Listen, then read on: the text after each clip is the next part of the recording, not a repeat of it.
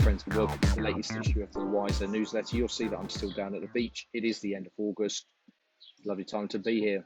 This week's three headline stories are around Tesla's AI Day and the unveiling of their humanoid bot. You had Joe Biden calling in BigTech in the fight against cybercrime. But then we have a quick look at TikTok and how they're moving into the world of social commerce. But they're going to use their awesome power to understand exactly what makes you tick to sell you stuff. If you like this channel, please hit the subscribe button. And of course, as always, head over to the website, which is rickhuckstep.com, dead easy to remember. The Wiser newsletter comes in two forms. There's a free version and then there's a paid version. If you subscribe to the paid version, it's €5.99 a month. And if you pay annually in advance, you get a 17% discount. I offer a 30-day no-quibble guarantee. So if you sign up for the newsletter and you just don't like it, then I'll give you your money back within the first month. Okay, so let's crack on. So the first story this week is around Tesla's AI Day.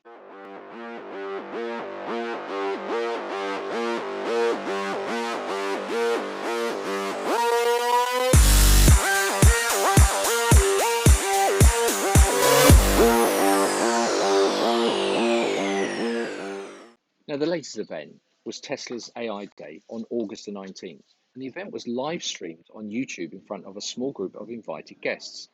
AI Day was a 3-hour demonstration of the Tesla roadmap in which Musk and Team Tesla explained how much they were going to make Tesla much more than just an electric car company.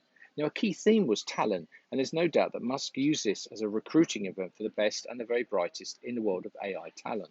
The attention-grabbing moment of the day was the announcement of the Tesla bot. This is a humanoid robot that Musk called the next generation of automation. And with no sense of irony, he said this as he stood next to a very real person dressed head to foot in white lycra with a black crash helmet on, pretending to be a bot. But there was a very serious point as part of AI Day, because the Tesla bot will leverage the software and the technology used to control a Tesla self-driving car. As Musk talked about the bot, codenamed Optimus, he described how it would be friendly, 5 foot 8 inches tall, weigh 125 pounds, be able to do repetitive tasks, deadlift 150 pounds, and be designed so it could be overpowered by a human if necessary. The bot has a screen for a head to display information and a walking speed of only 5 miles an hour so that it could never run away, explained Elon Musk. When asked how the Tesla bot related to the company's mission, Musk replied, "Bot is not directly on the path of accelerating a sustainable energy future, but it aspirationally improves the probability that the future is good. I have no idea what that means. If you do, please tell me what it is in the comment section of this video." A prototype of the robot is likely to be unveiled next year, although frankly, Elon Musk has made promises he hasn't kept many times before. It would be easy to let the 6 minutes or so spent on the Tesla bot to detract from the rest of the demonstration, because there were some very important and very impressive details unveiled. Take Tesla's strategy to be the most deeply integrated car manufacturer in the world. The reasons for vertical integration at Tesla are surprisingly simple. A, it allows them greater control of supply operations and execution. 2, it builds a stronger moat, which is investor jargon for a competitive defense. And third, it allows for flexibility to adapt and adjust quickly if they choose to. The last leg in this strategy was to take full control of the hardware and software components for self-driving cars, because you may know that NVIDIA has been providing the chips for Tesla since 2018. Tesla now has that capacity in-house, and they have every component of the hardware and software stack under their control, which means that Tesla will now build, run, sell, source, and service every bit of every Tesla motor car they produce. Now, the other thing that was unveiled was Dojo. This is the name for Tesla's AI supercomputer. The Tesla custom-built supercomputer is the most powerful supercomputer in the world and roughly twice as fast as its nearest rival. This is due to the Tesla D1 custom-designed computer chip that powers Dojo. Okay, now there's lots of technical jargon in there, but this is significant for two reasons. First, Dojo will be the computer behind Tesla's fully autonomous driving software. Having a computer this powerful allows Tesla to handle huge amounts of camera imaging data. Now, what this means is that Tesla will process video rather than multiple single images. This is important because when you only process single images, even though you might have many of them, you hit limits in understanding motion, and it's hard to predict where something is going. In a Tesla, There will be multiple video cameras, all capturing the world from slightly different perspectives. By overlaying the different camera feeds in a giant supercomputer, algorithms will be able to create a realistic worldview and more accurately predict what is going on around them.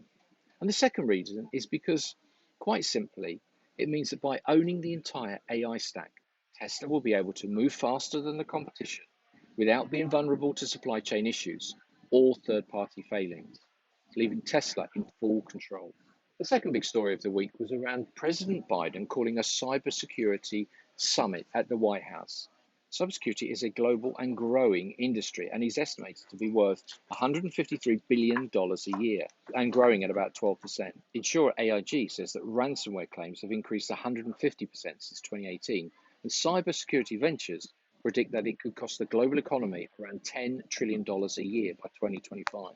Now, to tackle the increasing threat and disruption from cybercrime, President Biden called a meeting at the White House. He invited more than 20 bosses from BigTech, including Microsoft, IBM, Alphabet, and Apple, as well as Travelers Insurance, energy company Southern, and banking giant JP Morgan.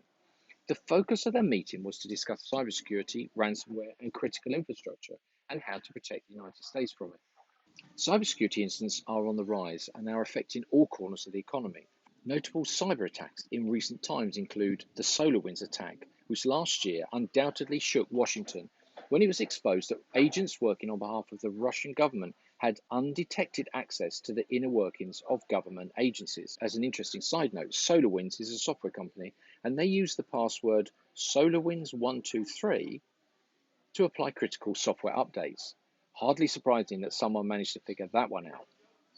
In March this year, Microsoft reported that Chinese hackers had gained access to email accounts through vulnerabilities in its Exchange server email software.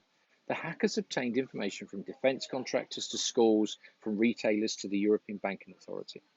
Earlier this year, we saw the ransomware attack on Colonial Pipeline, which saw the company shutting down the critical East Coast pipeline.